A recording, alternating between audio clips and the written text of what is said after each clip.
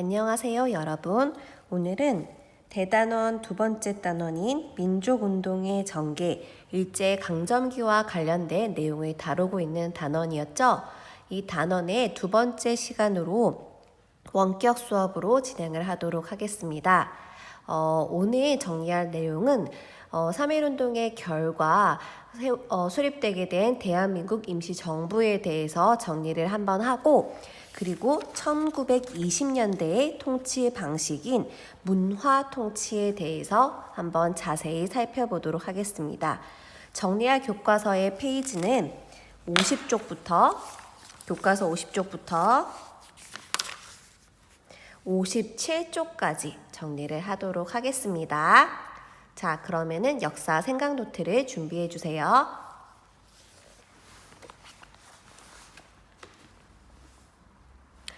자, 우리가 지난 시간에 1919년 3.1운동에 대해서 살펴봤었는데, 이 3.1운동과 같은 경우에는 미국에 있는 윌슨 대통령이 민족 자결주의를 외치게 되면서 그것의 영향을 받아서 고종 황제의 인산일을 기준으로 해서 3월 1일 날 그 민족적인 저항운동인 3.1운동이 일어나게 되었다라고 얘기를 했었습니다.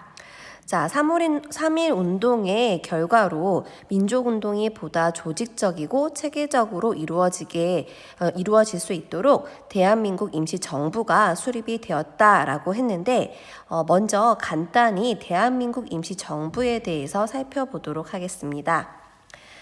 자, 1919년 3월 1일 이제 탑골공원을 중심으로 3.1운동이 일어나게 되었죠. 자, 그 전에는 우리나라는 연해주의 2개, 대한광복궁정부, 그리고 대한국민의회, 서울에는 한성정부가 있었고, 해외 상하이에 대한민국 임시정부와 대한미국의회 등등 여러 개의 정부 형태가 세계 곳곳에 뿔뿔이 흩어져서 있었어요. 그런데 그 3.1운동의 토대로 여러 군데에서 각자의 정부들이 따로따로 활동을 할 게 아니고 보다 조직적으로 활동을 하기 위해서 이것을 하나로 모으자라는 그 논의가 제기되게 되면서 상하이에 있었던 대한민국 임시정부를 중심으로 인해서 다른 정부들이 힘이 합쳐지게 됩니다. 그러면서 생긴 게 대한민국 임시정부예요. 그런데 이 대한민국 임시정부는 이제 우리나라에 이때 당시에 세우지 못하고 상하이에 이제 세우게 됩니다. 그 이유는 상하이와 같은 경우에는 우리나라는 이미 일제강점기의 하에 넘어갔기 때문에 우리나라에서는 임시정부가 활동을 하기가 굉장히 어려운 상황이었다 보니까 중국에서, 그나마 우리나라보다는 일본의 영향력이 적은 중국 상하이에서 임시정부를 세우게 되고, 그리고 아무래도 해외이다 보니까 다른 대외적인 외교 활동이 쉬운 부분이 있었기 때문에 상하이에 대한민국 임시정부를 세우게 되었습니다. 대한민국 임시정부는 정부를 하나로 모으면서 보다 체계적이고 조직적으로 독립운동을 펼칠 수 있었던 부분에 장점은 있지만, 그렇지만은 의견이 다른 정부들을 하나로 모으다 보니까 그 내부적으로는 갈등이 심한 그런 한계가 있었다라고 합니다. 간단하게 임시정부에 대해서 살펴보면은 임시정부와 같은 경우에는 정치적인 형태로는 자유민주주의 그리고 공화정을 지향을 했었었는데요.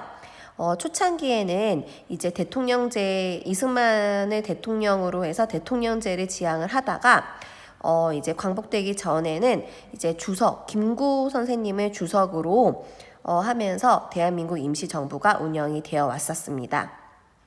그리고 여기에 연통제는 몰래 통하는 그 조직이라고 보면 돼요. 비밀 행정 조직으로 이제 독립운동에 필요한 자금을 모으는 역할을 했던 게 대한민국 임시정부의 연통제라고 할 수 있습니다. 이 밖에도 대한민국 임시정부는 외교적인 활동을 위해서 파리 강화 회의에 김규식을 대표로 파견을 하기도 하고요. 미국에 구미위원부를 설치해서 대외적인 외교 활동을 펼치면서 우리나라의 독립을 위해서 힘쓰는 그런 역할들을 하였습니다. 그리고 독립신문을 발간하면서 우리나라의 그런 사정이나 그리고 이제 우리 민족들의 의식을 깨우치는 영향력을 발휘하고자 했었고요. 그리고 독립공채를 발행을 해서 이제 독립운동에 필요한 자금을 모으려고도 했었습니다. 자, 그리고 다음은 이제 두 번째 중단원인 민족 분열 통치와 국내외 항일 운동에 대해서 살펴보도록 하겠습니다. 자, 지난 시간에 일제강점기의 시기적인 정책으로는 1910년에 경술국치 이후에 일본과 같은 경우에는 무단 통치 형태로 식민 지배를 해오다가 3.1운동을 계기로 우리 민족을 이제 무력보다는 달래가면서 회유책을 써가면서 통치하는 방식으로 통치 방식을 변화시켰다라는 얘기를 그때 등교 수업 때 얘기를 했었죠. 그러면서 1920년대 때 문화 통치 형태로 이제 식민 지배가 이루어지다가 대공황을 계기로 이래서 1930년대 민족 말사의 통치가 이루어지게 되다가 1945년 8월 15일 광복이 되면서 우리나라가 해방하게 되었다라는 얘기를 등교 수업 때 했었습니다. 자, 1910년대의 무단 통치는 지난 시간에 등교 수업 때 정리를 했던 내용이고요. 오늘 배울 부분은 1920년대의 일제 식민지 지배 방식인 문화 통치에 대해서 살펴보도록 하겠습니다. 문화 통치는 겉으로 봤을 때는 우리나라의 문화를 존중해주는 굉장히 어떻게 보면은 보다 좀 인격적으로 우리나라를 대해주는 것 같았지만은 뒤에서 굉장히 간사하고 교묘하게 식민 지배를 했었던 통치 방식이 문화 통치 방식이에요.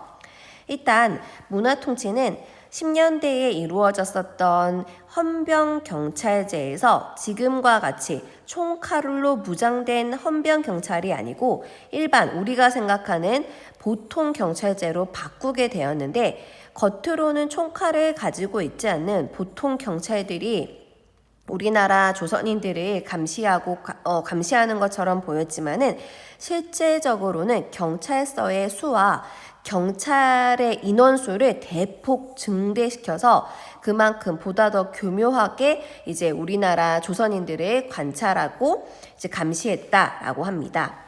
그리고 조선 총독부의 대빵을 총독이라고 부르죠.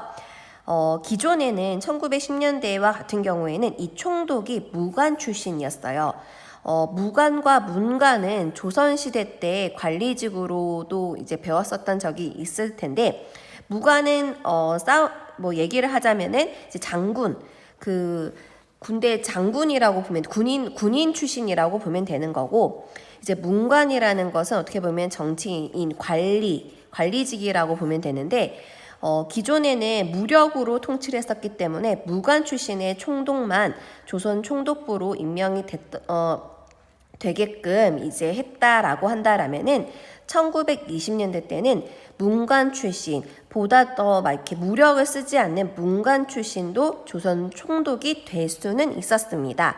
그렇지만은 실제적으로는 문관 출신 총독은 일제시대 때 한 번도 임명된 적이 없었습니다. 겉으로만 허울만 좋게 가능하다라고 했던 부분이었던 거죠.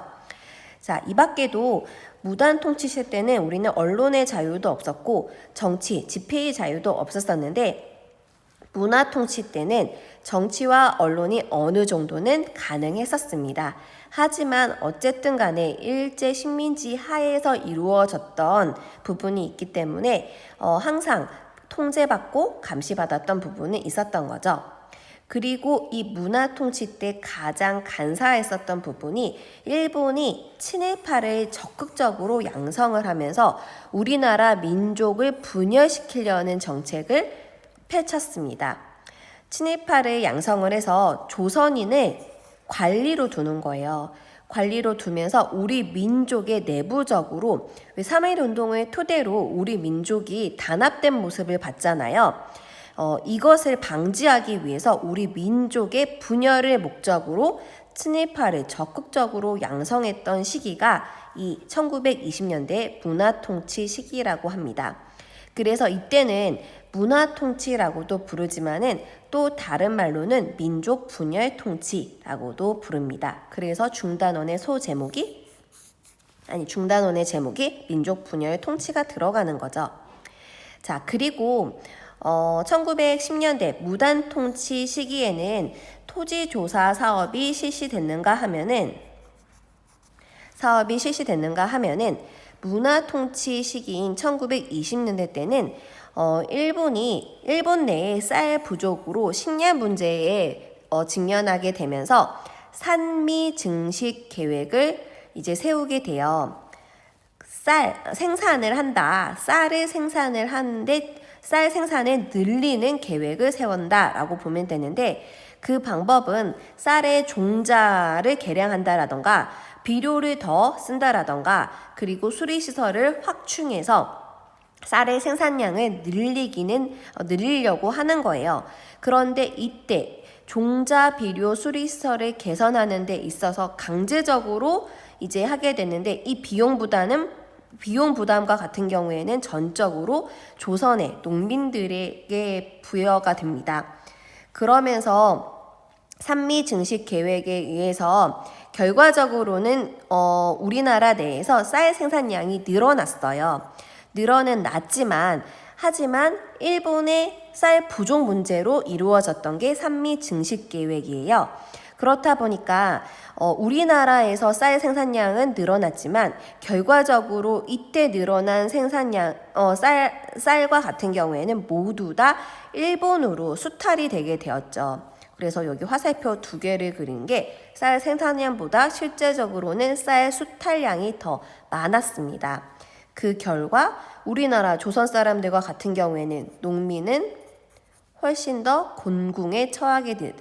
농민들이 곤궁해지게 되는, 보다 더 먹고 살기가 힘들어지게 되는 결과를 초래하게 되는 거죠. 자, 그리고 1920년대 때는 하지만 우리나라 내부적으로는 항일운동적인 성향으로 우리 민족의 실력을 키우자, 경제적인 부분, 교육적인 부분, 그리고 이제 여러 부분에 있어서 우리나라의 힘을 기르자라고 하면서 실력 양성 운동이 전개가 되게 되는데요. 평양에서 처음에 물산 장려 운동이 펼쳐지게 돼요. 이거는 물산 장려 운동은 우리 민족들이 스스로 이제 일본의 물건을 사지 않고, 일본 공산품을 사지 않고 우리나라 회사에서 만들어지는 국산품을 애용하고, 그리고 자급자족하면서 우리 민족의 그 회사들이 성장할 수 있도록 도와주자라고 하면서 벌여졌던 게 물산 장려 운동이에요. 자, 그리고 여러분, 국립대학은 누가 세운 대학교예요? 국가가 세운 대학교죠. 사립대학교는 사설기관에서 돈을 재단해서 세운 대학을 사립대학이라고 해요. 그러면 민립대학교는 뭘까요? 백성민자잖아요. 백성들이 돈을 모아서 세운 대학이 민립대학이에요. 이 시기에 일본이 문화통치 시기에 우리나라 사람들의 교육을 확대하겠다라고 했지만은 우민화 정책에 의해서 우리 민족들과 같은 경우에는 그 지금 현재 초등학교에 해당되는 그 초등학교 수준의 수만 많이 늘렸었고, 고등교육은 받을 수 없게끔 제한을 뒀었습니다. 따라서 우리 민족이 보다 교육받는 부분에 제한을 뒀었기 때문에 그 민립대학을 설립하는데 돈을 마련을 해서 이제 그 우리나라 조선인들의 고등교육을 시키고자 했던 운동이 민립대학 설립 운동이에요. 하지만 결국에는 일본의 방해 공작에 의해서 실패로 돌아가고 말았죠. 자, 그리고 농촌 계몽 운동이 전개가 되는데, 이 농촌 계몽 운동과 같은 경우에는 언론사들의 그 도움을 받아서 전개가 되게 됩니다. 조선일보와 같은 경우에는 문자 보급 운동, 아는 것이 힘이다 라고 하면서 문자 보급 운동을 전개해 나가게 되고요. 브나로드 운동도 마찬가지로 동아일보를 중심으로 브나로드 운동이 이제 이루어지게 되는데, 러시아어로 민중 속으로 라는 의미를 뜻하고 있는데, 이거는 이제 우리가 함께 배우자, 아는 것이 힘이다. 문자 보급과 마찬가지로 이제 그 농촌을 개봉하기 위해서 이루어졌던 운동이 브나로드 운동입니다. 하지만 브나로드 운동과 같은 경우에도 실패하고 말았죠. 자, 이 밖에도 우리가 보다 적극적으로 3.1운동 이후에 항일운동을 펼쳤던 것 중에 대표적인 것으로 60만세 운동과 광주 학생 항일운동이 1920년대때에 일어났었습니다. 3.1운동과 같은 경우에는 고종의 장례식을 3월 3일 날 있었던 고종의 장례식을 기준으로 3.1운동이 일어났다라고 한다라면은 60만세 운동은 순종, 우리나라의 마지막 왕이었었던 순종의 장례식을 기점으로 60만세 운동이 전개가 되었지만, 이 60만세 운동은 이미 3.1운동 때 우리나라의 그 단결력을 보게 되면서 준비하는 그 과정부터 일본이 계속 이제 방해를 하게 되었고, 이제 3.1운동만큼 크게 확산이 되지는 못했던 운동이었지만, 그래도 우리나라가 한 번 더 만세운동을 펼치고자 조직적으로 계획을 했었고, 일부 성사가 됐던 부분도 있었습니다. 그리고 1929년에 광주에서 고등학생들을 중심으로 광주 학생 항일 운동이 일어나게 되는데요.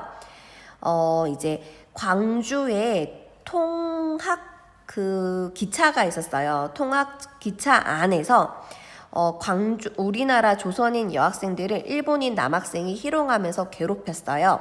이 모습을 보고서 이제 조선인 남학생들이랑 일본인 남학생들이랑 이제 한판 붙게 되는 거죠. 싸움이 일어나게 됐는데, 이때 일본인 학생들은 거의 처벌을 받지 않았었지만은 우리나라 조선인 학생들만 굉장히 이제 처벌을 크게 받게 되면서 차별을 하게 되면서 이게 발단이 되어서 광주 학생 항일 운동이 일어나게 되었습니다.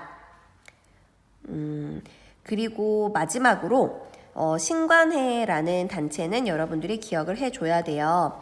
이 신관회와 같은 경우에는 1920년대 때는 우리나라 내부적으로 독립을 지향했던 부분은 있지만은 이념의 차이로 민족주의와 사회주의 이념에 따라서 이제 나누어져서 민족운동이 펼쳐지게 되었는데, 우리가 결과적으로는 목적은 같잖아요. 조선 대한독립이라는.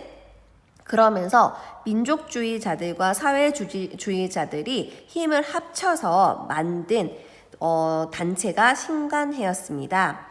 신관회는 여러 항일 운동을 도와주고, 그리고 여러 가지 조직적으로 독립운동을 펼치는데 굉장히 기여를 하게 되고, 신관회는 광주 학생 항일 운동도 적극적으로 돕게 되죠. 자, 신관회는 일제강점기 때 최대 규모의 항일 민족 단체로서 다양한 활동들을 펼치게 됩니다. 오늘은 다소 영상이 생각보다 안 기네요. 18분 정도 되었는데, 오늘 일단 민족분열 통치와 국내외 항일 민족운동에서 첫 번째 시간으로 문화 통치의 전반적인 특징에 대해서 살펴보았습니다. 다음 시간에는 그 뒤쪽에 나와 있는 독립운동과 관련된 부분을 배우도록 하겠습니다. 안녕.